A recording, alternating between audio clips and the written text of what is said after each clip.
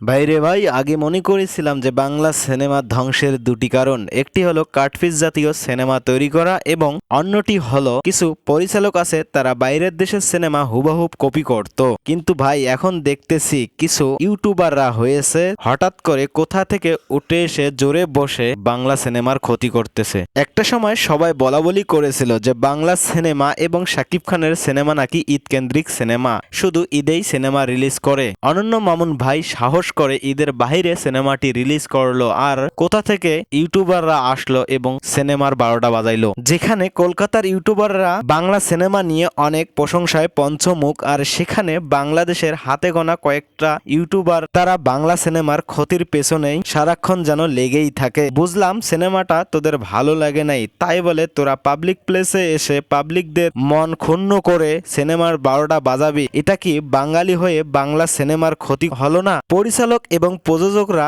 ঈদের বাহিরে বা কোনো উৎসব ছাড়া সিনেমা রিলিজ করতে সাহস পায় না, সেখানে অনন্য মামুন ভাই সাহস করে তার সিনেমাটি মুক্তি দিল এবং বাংলাদেশ থেকে শুরু করে কলকাতার মানুষরাও বলতো যে বাংলাদেশের সিনেমা শুধু ঈদ কেন্দ্রিক সিনেমা হয়, আর সেখানে অনন্য মামুন ভাই সিনেমাটা রিলিজ করলো। তোরা কিছুদিন পর তোদের ওপেনিংটা জানে দে পাবলিকের সামনে, কিন্তু তোরা সিনেমা দেখলি কি দেখলি না আমরা কনফিউজ, এবং তোরা পাবলিক প্লেসে এসে সিনেমার 12টা বাজাইলি। কাজটা কখনো ঠিক করলি না। একজন সত্যিকারের বাঙালি হলে এমনটা কখনো করতি না। যে সকল ইউটিউবাররা শাকিব খানের দরদ মুভিটা নিয়ে নেগেটিভ রিভিউ দিয়েছে, আমার তো মনে হয় এরা রিভিউ দেওয়ার মতো সেই রকম যোগ্যতা নাই। হাতে গোনা কয়েকটা সিনেমা দেখে সিনেমার জাজমেন্টাল করাটা ঠিক নয়। যদি এরা ওয়ার্ল্ড ওয়াইড যে সিনেমাগুলা হয় সেগুলা সিনেমা যদি দেখতো, তাহলে হয়তো শাকিব খানের এই দরদ মুভিটা নিয়ে নেগেটিভ রিভিউ দিতে পারতো না। হাতে গোনা কয়েকটা সিনেমা দেখে সিনেমার জাজ করাটাও ঠিক নয়। আমার তো মনে হয়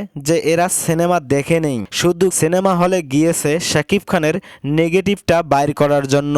এদের সিনেমা দেখার কোনো উদ্দেশ্য ছিল না। আপনারা খেয়াল করে দেখবেন যে এদের ইউটিউব চ্যানেলে যেগুলা হাই ভিউ সেগুলা হলো শাকিব খানকে নিয়ে, অথচ শাকিব খানের পেছনে লাগলো এরা। শাকিব খানকে দিয়ে এরা ইনকাম করতেছে শাকিবিয়ানদের জন্য, আর এরা শাকিব খানের সিনেমার 12টা বাজাইলো। চলেন আপনাদেরকে কিছু পাবলিকের রিয়াকশন দেখাই যে তারা শাকিব খানের যে দরদ মুভিটা নিয়ে নেগেটিভ রিভিউ দিয়েছে এবং পাবলিকরা তাদেরকে কিরকম গালিগালাজ করলেন। চলেন একটু পড়ে শোনাই। এটাই হলো মাদারবোর্ডের চ্যালেঞ্জ সিনে ব্রস। চলেন এখন কমেন্টগুলা দেখে আসি যে পাবলিকরা একে কিভাবে ধোলাই করলো। আমি মুভিটা দেখেছি, যতটুকু আশা করেছিলাম তার চেয়ে বেশি পেয়েছি। আর এক ভাই লিখেছেন, এই মুভির গল্পটা যে না বুঝতে পারবে তার মতো ব্রেন ছাড়া কেউ হতে পারে না, আর যে মুভির গল্পটা বুঝতে পারছে সে বলবে জাস্ট অস্থির গল্প, বাংলাদেশের সেরা গল্পের মুভি। দূর ব্রো, কি ধরনের রিভিউ দেন মিয়া?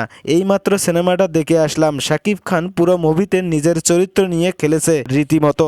একই দৃশ্য, সাইকো হাসি, অ্যাকশন দৃশ্যগুলো জাস্ট দেখার মতো ছিল। টাকা খেয়ে রিভিউ দিলে যা হয় আর কি। গল্প ছাড়া তুফান তোমার কাছে বেস্ট, আর দরদের গল্প খুঁজে পাও না যত সব আজাইরা। মিথ্যা রিভিউ দিয়ে কি কাউকে পেছনে ফেলতে পারবেন? কন্ডম সেরা পোলা ফাইন, তার রিভিউ দেখে মনে হয় সে টম ক্রুজকে নিয়ে সিনেমা বানাইছে। সিনেমাটা একমাত্র দেখে আসলাম, অনেক ভালো হয়েছে। তুমি মুভির কিছুই বোঝো না, ফালতু রিভিউ। দরদ মুভিটা আমি দেখেছি, অসাধারণ একটি মুভি। রিভিউ দেওয়ার নামে স্পয়লার কেন দিচ্ছেন?